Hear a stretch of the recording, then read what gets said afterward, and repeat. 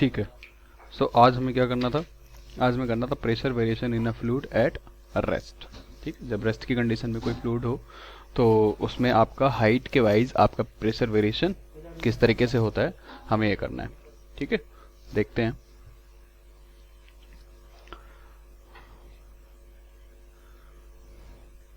क्या हेडिंग है आपकी?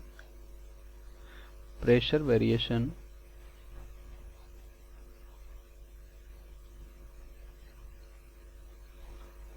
इन अ फ्लूइड एट रेस्ट।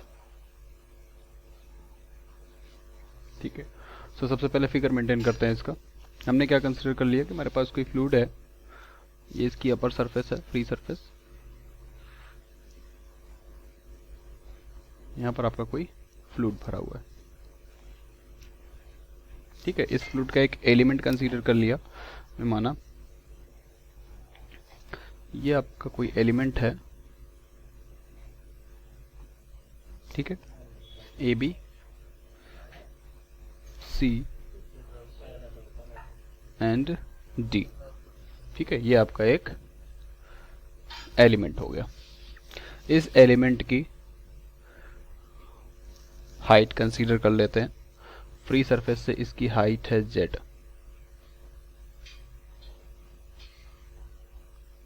ठीक है, एंड जो थिकनेस है इस एलिमेंट की, ये है आपकी डेल्टा z। ठीक है, और अपवर्ड डायरेक्शन से जो फोर्स लग रहा है, that force is pressure force is p into delta A. ये हो गया प्रेशर फोर्स। डेल्टा जेड के लिए में जो आपका प्रेशर चेंज आएगा वो कितना हो जाएगा, p plus del P upon del Z into del Z. ठीक है,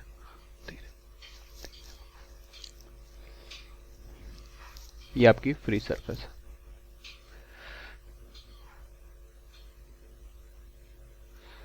free surface of fluid.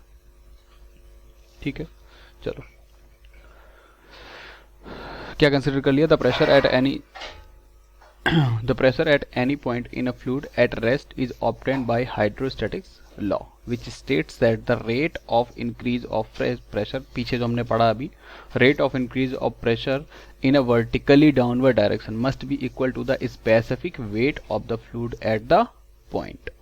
It will be equal to the जो specific weight होगा आपका लिक्विड का, उसके इक्वल हो जाएगा आपका प्रेशर फोर्स। ठीक है, तो हमने कंसीडर कर लिया कि consider a small fluid element as shown in figure. ये फिगर में आपको एक एलिमेंट कंसीडर कर लिया बेसिकली फ्लूइड का, तो आपके सामने। ठीक है, डेल्टा ए क्या है, delta A is the cross section area of the element. ये एरिया जो एलिमेंट है उसका आपका क्रॉस सेक्शन एरिया है। डेल्टा जेड क्या है, delta Z is the height of the fluid element, vertical height of the fluid element. P क्या है, P is the pressure at face A B. And Z, Z क्या है, Z आपकी distance है element की from the free height. ठीक है, सो अगर बात करें हम लोग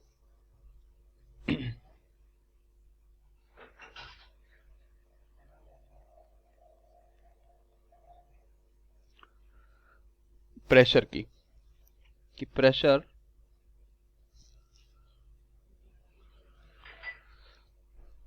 force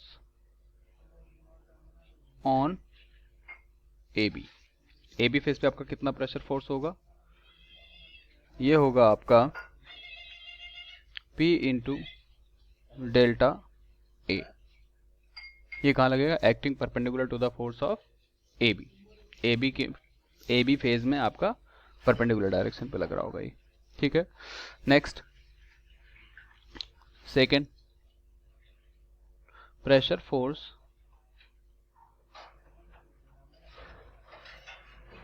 on C D. C D surface पर आपकी जो नीचे सरफेस दिखाई दे रही है, इस सरफेस पर आपका कितना फोर्स लग जाएगा, ये हो जाएगा आपका नीचे प्रेशर कितना लग रहा है, आपका प्रेशर लग रहा है P into del P upon del Z into del Z. Partial change था इसलिए हम लोगों ने पार्शियल डेरिवेटिव का यूज किया यहाँ पर, इंटू डेल्टा ए। ठीक है, थर्ड क्या हो जाएगा, आपको पता है वेट ऑफ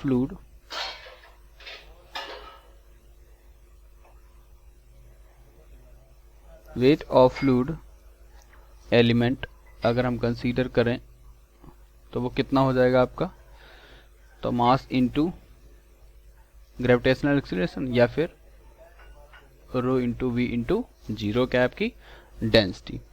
ठीक है, चलो तो रो हो गया। अगर हम वॉल्यूम की बात करें तो वॉल्यूम कितना आ जाएगा आपका, delta A into delta Z, height कितनी है डेल जेड और इंटू जी, ये तो आपका आ गया वेट। ठीक है, fourth pressure force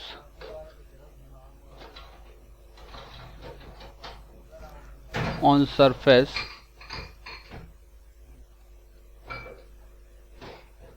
BC and AD are equal and opposite। पता है कि जो आपका प्रेशर फोर्स होगा BC एंड CD, BC ये जो आपकी राइट हैंड साइड की फेज है, इधर इसकी बात कर रहे हैं, एंड जो लेफ्ट हैंड साइड की फेज, इसमें आपका कोई भी प्रेशर फोर्स में चेंज नहीं आएगा, क्योंकि सेम हाइट पे आपको कल लास्ट टाइम पे जो हम लोगों ने देखा था कि सेम हाइट पर अगर इधर से सेम हाइट हम लेते हैं तो BC लेंथ पर, BC की सरफेस पर जितना फोर्स प्रेशर फोर्स लगेगा उतना ही AD के पर भी लगेगा सेम, तो वो कैंसिल हो जाएंगे, इक्वल एंड अपोजिट साइड में रहेंगे, इस वजह से वो क्या होते जाएंगे, वो सारे के सारे कैंसिल होते जाएंगे। ठीक है, जितना राइट हैंड साइड से लगेगा उतना ही लेफ्ट हैंड साइड से भी लगता है, तो वो कैंसिल होते जाएंगे। ठीक है, सो अब अगर हम इक्विलिब्रियम की बात करें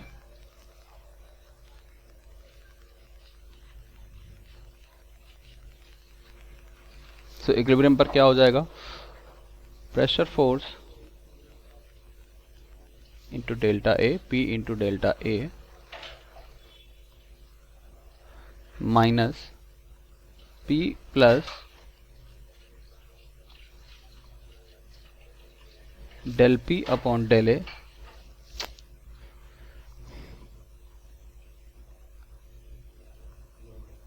P plus del P upon del Z into del Z into area, area कितना है डेल्टा ए, प्लस वेट कितना लग रहा है नीचे वेट लग रहा है आपका, देखो प्लस क्यों लिया है वेट, इस एलिमेंट पर ऊपर से लगने वाला फोर्स की डायरेक्शन किधर है नीचे, वेट किधर लगेगा आपका एलिमेंट पे नीचे। ठीक है, और ये P प्लस रो का फोर्स किधर लगेगा, अब थ्रस्ट फोर्स लगेगा इस वजह से ऊपर। ठीक है, बॉडी पे एलिमेंट पे ऊपर अपवर्ड डायरेक्शन से फोर्स लगेगा डाउनवर्ड डायरेक्शन पे, और डाउनवर्ड डायरेक्शन में फोर्स लगेगा अपवर्ड डायरेक्शन में, क्योंकि थ्रस्ट फोर्स लगता है और वेट हमेशा नीचे लगता है। तो आपका जो P इंटू डेल्टा ए है एंड W की डायरेक्शन सेम रहेगी, इसकी अपोजिट रहेगी, इसलिए इक्विलिब्रियम पर हमने क्या किया है, इन दो टर्म्स को हमने ऐड किया है। वेट कितना है आपका, वेट आ रहा था आपका rho ji delta A into delta Z equal to क्या हो जाएगा 0। तो हम किस में कंसिडर कर रहे हैं, एट इक्विलिब्रियम। ठीक, इसको ओपन करते हैं, ओपन करके सॉल्व करते हैं, आ जाएगा P into delta A minus P into delta A minus del P upon del Z into D Z into delta A plus rho ji delta A delta Z equal to 0। ये दोनों cancel हो जाएंगे, क्या बचेगा आपका सिर्फ, इसमें क्या क्या कॉमन है, delta A delta Z and D Z, same ही है ये, डेल्टा जेड का या डी जेड का बात एक ही है, ये दोनों मिलकर के क्या हो जाएंगे आपके कैंसिल हो जाएंगे। ठीक है, सो क्या आ जाएगा आपका माइनस का del P upon del Z plus का रो जी इक्वल टू 0। ठीक है, यहाँ से del P upon del Z is equal to rho g, ये टर्म मिल गया। अब इसके बाद यहाँ से क्या कह सकते हो, रो जी आपका क्या होता है, स्मॉल w क्या कहते हैं आप, specific weight density, w is weight density.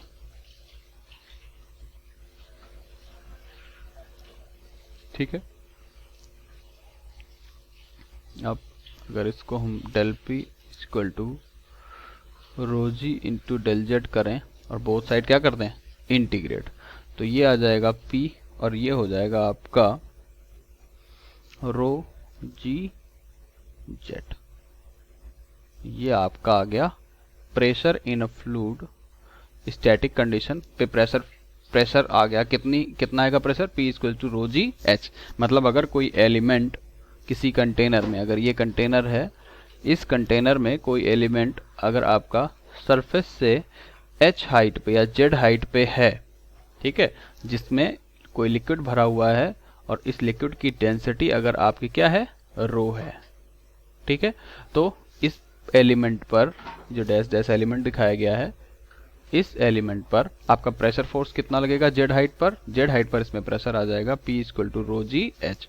आपको दिखाई दे रहा है P is directly proportional to z। मतलब जैसे जैसे आपकी हाइट बढ़ेगी, डेप्थ बढ़ेगी, नीचे जाएंगे हम एलिमेंट में या फिर वाटर में या लिक्विड में, जब जैसे जैसे हम नीचे जाएंगे आपका प्रेशर का वैल्यू क्या करेगा, इंक्रीज करेगा। जैसे जैसे z इंक्रीज करेगा वैसे वैसे प्रेशर भी इंक्रीज करेगा।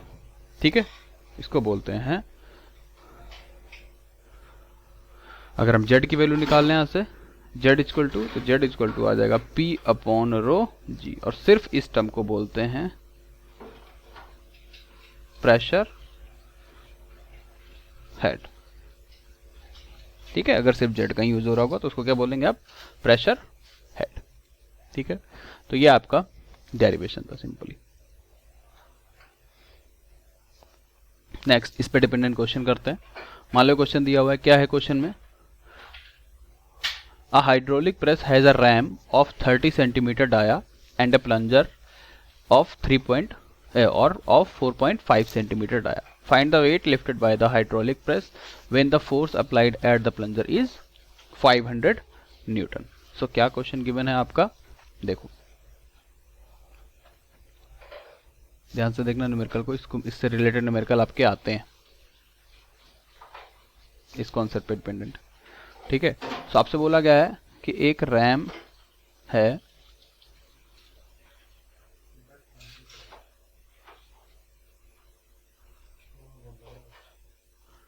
कुछ इस तरीके से, ये आपकी रैम है। ठीक है, इस रैम पर एक वेट रखा हुआ है,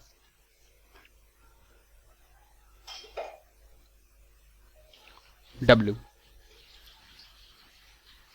और ये लिक्विड, इसमें लिक्विड भरा हुआ है,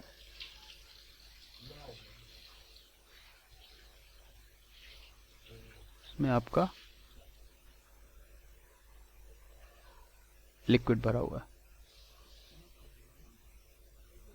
ये। ठीक है, एक सेकेंड,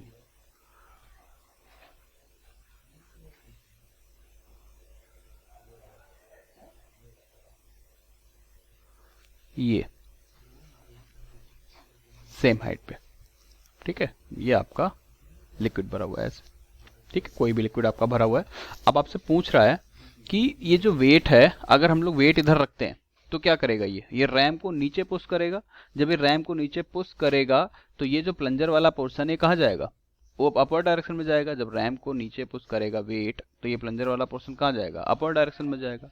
ठीक है, आपसे पूछ रहा है कि ये बताओ आपका कितना वेट होना चाहिए, वेट पूछ रहा है, क्या पूछ रहा है, find the weight lifted by the hydraulic press when the force applied at the plunger is 500। ठीक है, या फिर उल्टा आप ये कहो कि जब आप प्लंजर पे फोर्स लगाएंगे तो ये क्या करेगा, वेट को ऊपर लेकर के जाएगा।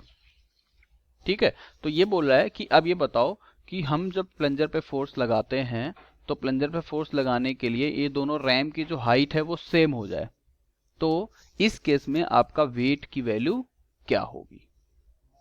ठीक है, कितना फोर्स लगाया जाए, या फिर हम फोर्स अगर लगा रहे हैं, फोर्स की वैल्यू दे रखी है, फोर्स दे रखा है उन्होंने 500 न्यूटन, तो 500 न्यूटन लगाने पर ये कितने लोड को ऊपर बियर कर सकता है।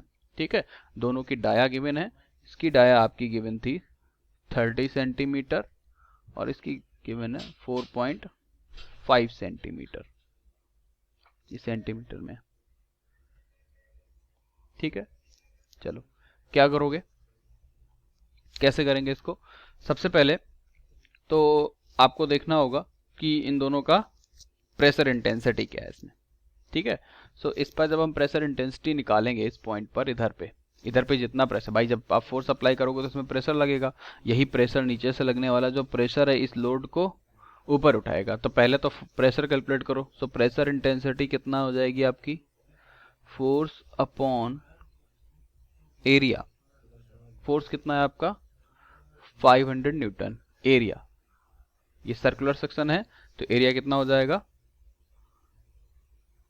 पाई D square by 4, 500 pi D.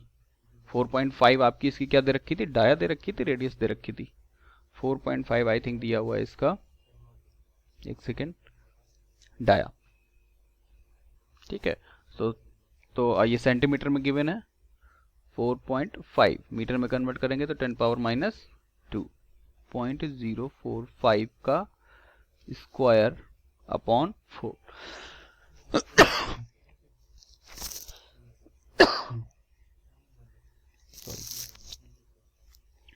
सो यहां से आपका आ जाएगा इसमें फोर्स, और ये फोर्स आ रहा है अप्रोक्सीमेटली आपका 314,465 न्यूटन पर मीटर स्क्वायर, ठीक है। अब इसको हम लोग इक्वल कर देंगे किसके, इधर जो प्रेशर इंटेंसिटी, बोथ साइड की प्रेशर, क्योंकि हाइट आपकी सेम है बेस से दोनों की, इधर प्रेशर इंटेंसिटी क्या हो जाएगी, वेट अपॉन एरिया के equal. So weight upon area equal to force upon area, है ना। इधर एरिया जो था आपका बड़ा रैम साइड का था, बड़ा एरिया था, ये मान लो कैपिटल ए, इस तरफ का एरिया मान लो कैपिटल ए है, और यहाँ का एरिया मान लो स्मॉल ए था, जो ये हमने कंसीडर किया है स्मॉल ए, ठीक है। ये मान लो क्या आपका स्मॉल ए। तो W की वैल्यू पूछी गई है, ये एरिया कितना हो जाएगा pi by 4 D square equal to force 500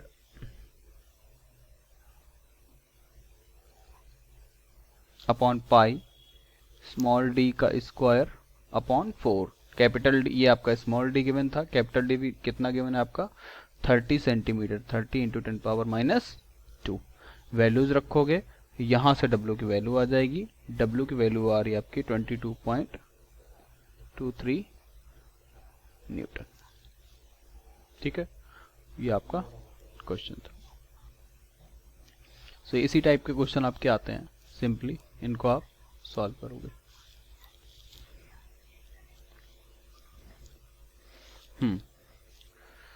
next important part है आपका प्रेशर।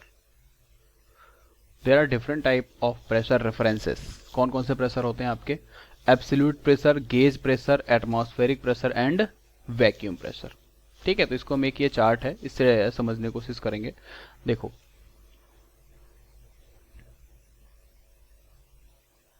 क्या करते हैं इसमें, सबसे पहले तो ये प्रिपेयर कर लेते हैं। कौन कौन से प्रेशर मैंने बताया, एब्सोल्यूट, वैक्यूम, एटमॉस्फेरिक,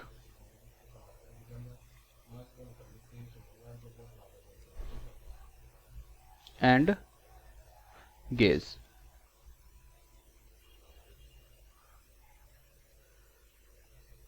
ठीक है। ये 4 टाइप्स के आपके प्रेशर हो गए। कैसे आपस में एक दूसरे से डिफरेंशिएट होते हैं ये देखो।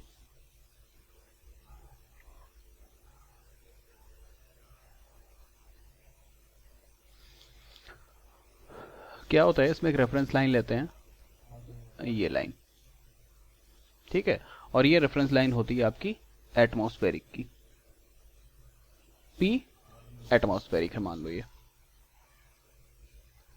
ठीक है।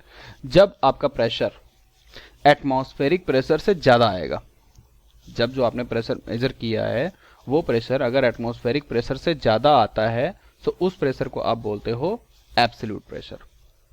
और P एब्सोल्यूट होता कितना है आपका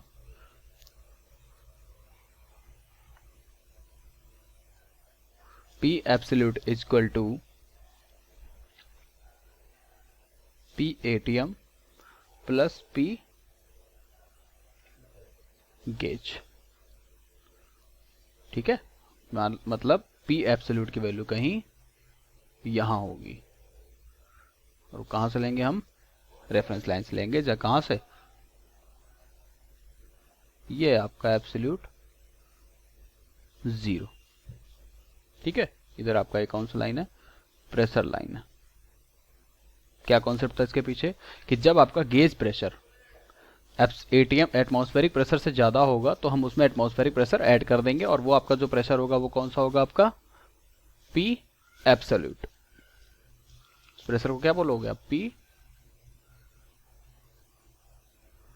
एब्सोल्यूट। ठीक है, और जब आपका प्रेशर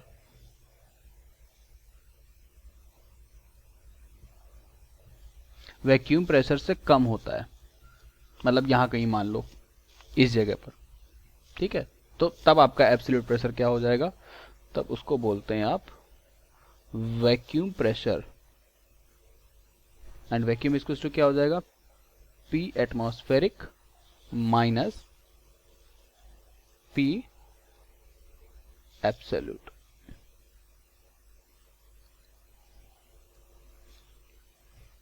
ठीक है, ये आपका हो जाएगा P, इस केस में ये P एब्सोल्यूट हो गया, और ये प्रेशर हो गया आपका P वैक्यूम। ठीक है,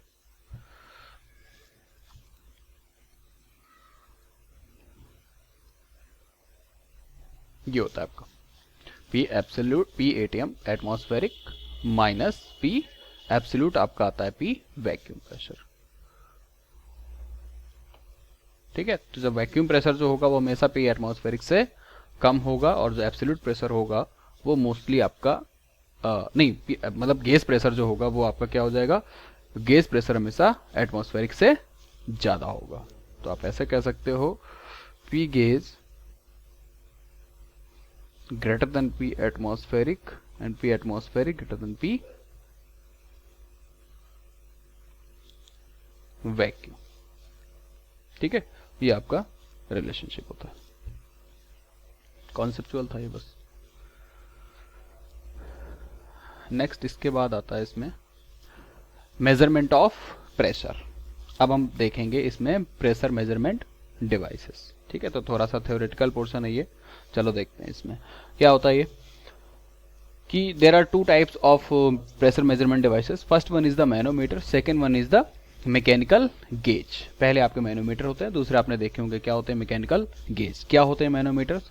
manometers are defined as the devices use for the measuring the pressure at a point in a fluid by balancing the column of a fluid by the same or another column of the fluid. They are classified as, there are different type of manometer, simple manometer, differential manometer. ठीक है, इसमें करते हैं क्या है, हम लोग tube में फ्लूइड फिल कर लेते हैं।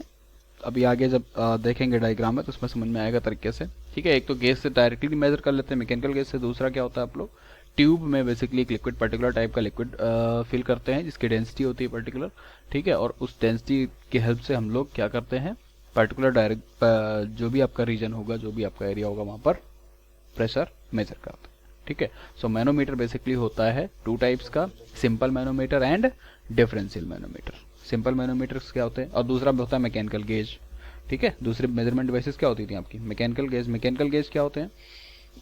Mechanical gauge are defined as the device used for measuring the pressure by balancing the fluid column by the spring or dead weight। उसमें हम लोग ट्यूब की हेल्प से करते थे मेजर, इसमें हम लोग किसकी हेल्प से करते हैं, स्प्रिंग या फिर डेड वेट की हेल्प से। ठीक है, ये कितने टाइप के होते हैं, these are of 4 types, diaphragm, Bourdon, Bourdon tube basically बोलते हैं, and dead weight, and fourth one is the bellows. इसमें सबसे ज्यादा यूजफुल कौन सा होता है, आपका बॉर्डन।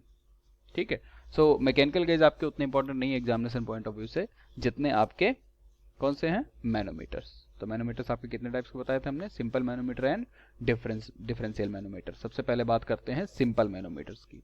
ठीक है। सिंपल मैनोमीटर भी आपके 3 टाइप्स के होते हैं, piezometer, U tube manometer and single column manometer. चलो इसको ट्री डायग्राम से समझ लेते हैं। सबसे पहले बात करते हैं हम लोग प्रेशर मेजरमेंट डिवाइसेस में। तो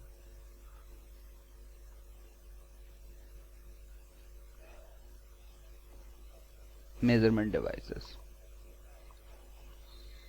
कौन कौन सी थी आपकी? देयर वर 2, ये पेज चेंज करना पड़ेगा एक्चुअली।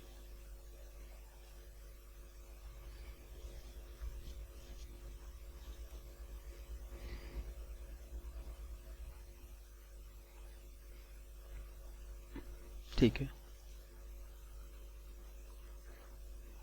मेजरमेंट डिवाइसेस, ठीक है, प्रेशर मेजरमेंट डिवाइसेस हैं basically.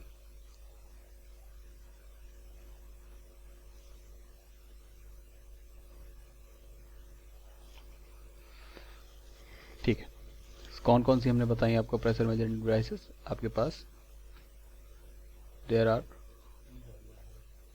two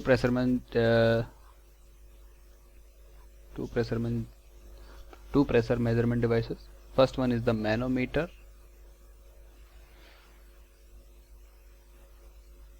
and second one are कौन से? mechanical gauges। ठीक है, मैनोमीटर मैंने क्या बताया आपको कितने टाइप के होते हैं manometer? Manometers are of 2 types. First one is simple manometer,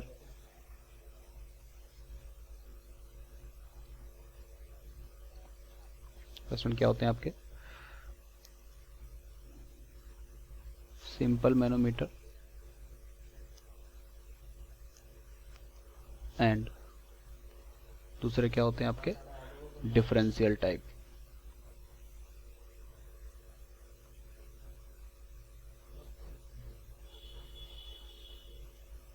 ठीक है, मैकेनिकल गेज आपके कितने टाइप के होते हैं? These are of 4 types. कौन कौन से बताए मैंने? एक होता है, सबसे पहला आपका होता है diaphragm,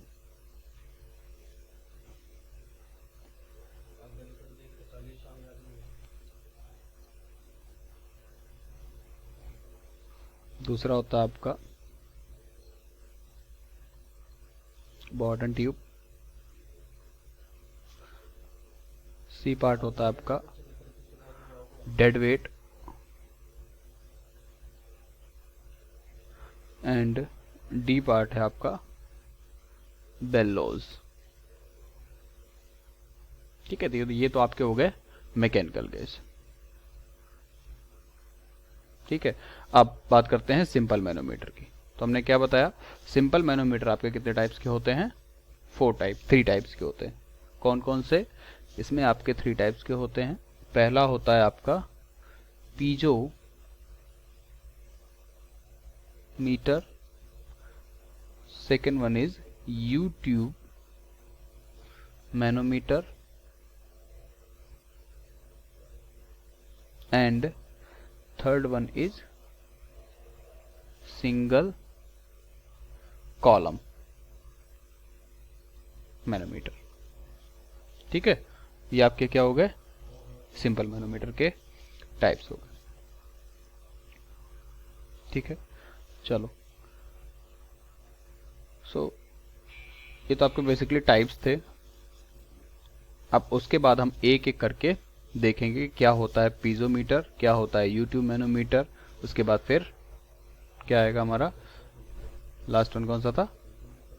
single column manometer and इनके कॉन्सेप्ट और इसके न्यूमेरिकल। अगर हम एग्जामिनेशन पॉइंट ऑफ व्यू से देखें तो जो आपकी जो प्रूविंग करा चुके हैं वो प्रूविंग में भी आ सकता है। उसके बाद उससे रिलेटेड P = ρ से रिलेटेड आपका न्यूमेरिकल आ जाता है।